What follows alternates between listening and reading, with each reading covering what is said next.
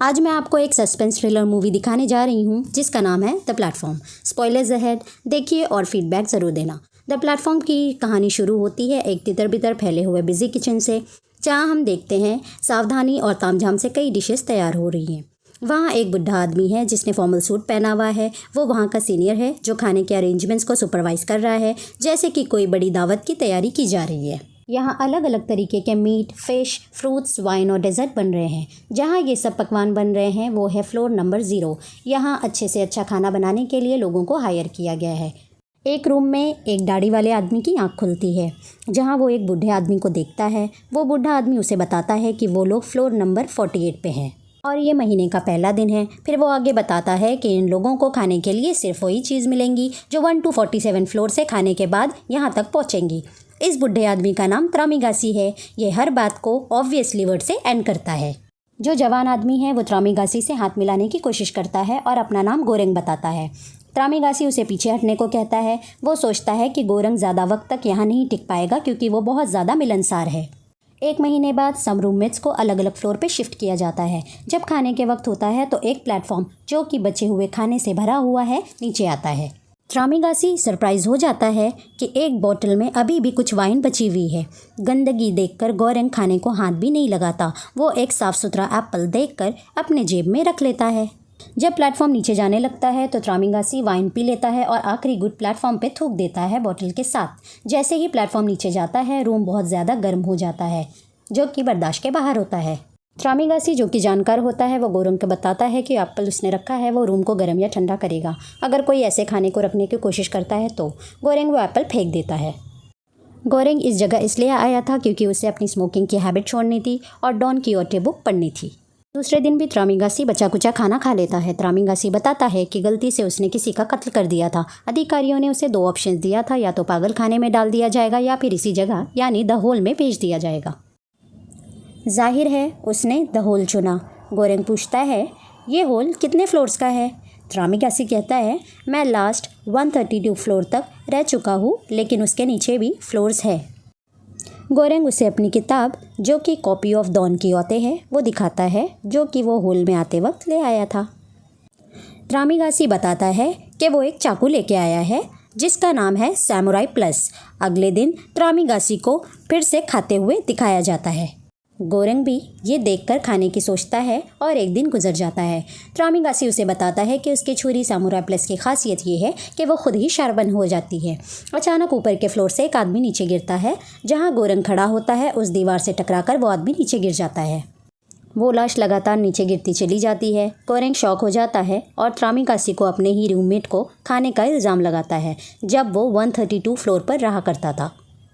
दूसरे दिन जब खाने का प्लेटफॉर्म नीचे आता है तो उस पर एक औरत बैठी होती है। त्रामीगासी कहता है कि इसका नाम मिहारू है। ये हर मंथ के एंड में अपने रूममेट को मार देती है। वो इसलिए ऐसा करती है क्योंकि वो अपने खोए हुए बेटे को नीचे वाले फ्लोर्स में ढूंढ रही है।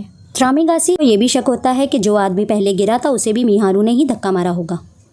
त्रामीगासी ये भी बताता है कि जब वो 132 फ्लोर पे रहता था तब वो और उसके रूममेट गिरे हुए लोगों की लाशें खाते थे और जिंदा रह पाए थे। मिहारू को फ्लोर 49 पे कुछ लोग परेशान करने लगते हैं। कुछ लम्हे बाद उन्हीं लोगों की चीखने की आवाज़ आती है। मिहारू फिर प्लेटफॉर्म पर बैठकर नीचे चली जाती है। गोरेंग और त्रामीगासी की मंथ के आखिर तक आपस में अच्छी दोस्ती हो जाती है। त्रामीगासी प्रे करता है कि वो दोनों कोई ऊंचे फ्लोर पर जाए क्योंकि वो गोरेंग के अच्छे बर्ताव के चलते उसे पसंद करने लगता है। दोनों को स्लीपिंग गैस से बेहोश कर दिया जाता है। दूसरे दिन जो कि अब नए महीने की शुरुआत है, गोरेंग अपने बेड से बंधा हुआ उठता है और त्रामीगासी उसके सामने अपनी समुराई प्लस लेके खड़ा होता है। वो और त्रामीगासी दोनों बहुत नीचे यानी 171 फ्लोर पे आ चुके हैं, जहाँ पे शायद ही कुछ खाना बचेगा इनके लिए।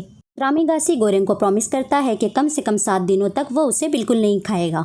8वें दिन वो भूख की वजह से गोरेंग की टांग काटने लगता है और गोरेंग को अपना लिटिल स्नेल कहता है। उतने में मिहारू आ जाती है और त्रामीगासी को मारती है। गोरेंग त्रामीगासी को मार डालता है और फिर वो दोनों उसका थोड़ा थोड़ा गोश्त खाते हैं।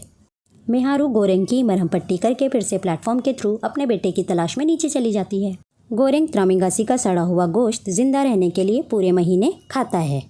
गोरेंग के ख्याल में त्रामीगासी उसे कह के डराता है कि हम दोनों में कोई फ़र्क नहीं है, हम दोनों ही जानवर हैं। गोरेंग बुखार में सपना देखता है कि वो मिहारू के साथ इंटीमेट हो रहा है। तीसरे मंथ के पहले दिन में गोरेंग को नया रूममेट मिलता है जिसको वो पहचान लेता है। वो है इनोगिरी और उसका कुत्ता रामसेस। वो द होल की एडमिनिस्ट्रेशन ऑफिसर थी जिसने गोरेंग का इंटरव्यू लिया था। इनोगिरी ये कोशिश करना चाहती है कि प्लेटफॉर्म का खाना पूरे 200 फ्लोर तक बराबरी से पहुँचे, जिससे गोरेंग बिल्कुल भी सहमत नहीं होता क्योंकि उसको 171 फ्लोर पे रहने का तजुर्बा हो चुका है। सबसे पहले वो खाने की बराबरी इस तरह करती है कि एक दिन खुद खाकर दूसरे दिन अपने कुत्ते को खिलाती है।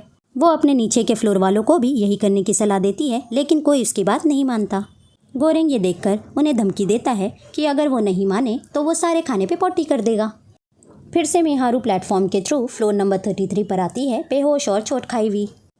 वो लोग मिहारू को बेड पे लिटा देते हैं और रामसेस पे ध्यान नहीं देते। तभी गोरेंग को रूम बहुत ठंडा महसूस होता है तो वो देखता है कि वो कुत्ता गोश्त का टुकड़ा लेकर भाग रहा है और प्लेटफॉर्म नीचे जा चुका होता है। गोरेंग तुरंत ही वो गोश्त लेकर उसके मुंह से होल में नीचे फेंक देता है। जब मिहारू को होश आता है तो वो कुत्ते को खा लेती है, जिससे खून और गोश्त ज़मीन पर बिखर जाता है।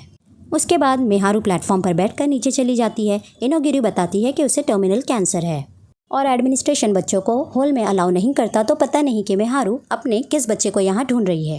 इनोगिरी मिहारू पर एक पागल एक्ट्रेस होने का इल्ज़ाम लगाती है जिसे एशियन मैरिलिन मोनरो बनना था।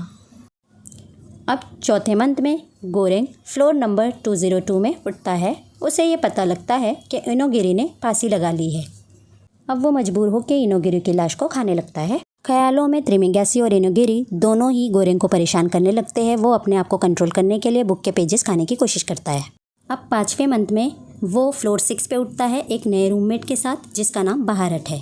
बहारत ऊपर जाने की कोशिश करता है लेकिन गोरेंग उसे नीचे चलने के लिए बोलता है। वो दोनों टीम बनाकर ये कोशिश करते हैं कि सबको राशन बराबरी से मिले। वो लोग फ्लोर नंबर 50 के बाद से खुद ही खाना बांटने का काम करने लगते हैं। तो नहीं मानता उसकी धुलाई कर देते हैं। सीनियर ब्रैंग बैंग कहता है कि एक पैनाकोटा कोई न छुए, ऐसे ही रखे ताकि एडमिनिस्ट्रेशन को मैसेज जाए कि हम खाना बचा भी सकते हैं। ऐसे ही वो और नीचे जाते हैं। वो देखते हैं कि मिहारू को कोई बार बार चाकू मार रहा है। वो उसकी मदद करते हैं लेकिन बहुत देर हो जाती है। उनकी लड़ाई में दोनों ही जख्मी हो जाते हैं, लेकिन बहारत कुछ ज़्यादा ही जख्मी हो जाता है। जैसे जैसे वो लोग 250वें फ्लोर से नीचे जाने लगते हैं, लोगों की बदतर हालत देखते हैं। जैसे ही वो दोनों प्लेटफॉर्म नंबर 333 पे पहुंचते हैं, उन्हें महसूस होता है कि प्लेटफॉर्म बिल्कुल ही रुक गया है। जैसे ही दोनों नीचे उतरते हैं, प्लेटफॉर्म फिर से नीचे जाने लगता है, लेकिन वो ये नोटिस करते हैं पैनाकोटा डेजर्ट अपने पास रखने पर भी ना ही रूम ठंडा होता है ना ही गर्म। उन्हें मिहारू का बेटा दिखाई देता है जो कि असलियत में बेटी होती है। मिहारू ने पूरी मूवी में बात तो की नहीं है, सो बच्चे के बारे में कोई हिंट नहीं थी। गोरेंग और बहारत बच्ची को पैनाकोटा दे देते हैं ये सोचकर कि वो कई दिनों से भूखी होगी। रात में फिर से गोरेंग को त्रिमिगासी का ख्याल सताने लगता है कि वो बहारत या बच्ची में से किसी को खा जाए। का ख्याल और डरावना होता है जब उसे मिहारू और इनोगिरी भी यही करने के लिए कहते हैं। जब गोरेंग की आँख खुलती है तो वो बहारत को खून से लथपथ देखता है। गोरेंग और नीचे जाता है। वहाँ सिर्फ हल्की रोशनी होती है जो कि ऊपर के फ्लोर से आ रही होती है। उसी अंधेरे रूम में त्रिमिगासी जख्मी गोरेंग को वेलकम करता है। वो रियलाइज़ करते हैं कि उस लड़की की मदद करने की ज़रूरत नहीं है और वो एज अ मैसेज ऊपर चली जाएगी टॉप फ्लोर पे। त्रिमिगासी के साथ सबसे लास्ट फ्लोर पे चला जाता है। गोरेंग त्रिमिगासी को कहता है कि कभी उसे लिटिल स्लेन ना बुलाए। उस पर त्रिमिगासी भी रिप्लाई करता है कि वो भी उसका वर्ड जो कि ऑब्वियसली है ना यूज़ करे। गोरेंग उस लड़की को प्लेटफॉर्म पर छोड़कर अपना सफ़र ख़त्म कर देता है। इस तरह वो एडमिनिस्ट्रेशन को अपना मैसेज पहुंचा देता है। अरे आप जा कहाँ रहे हो? सब्सक्राइब और लाइक तो कर दो।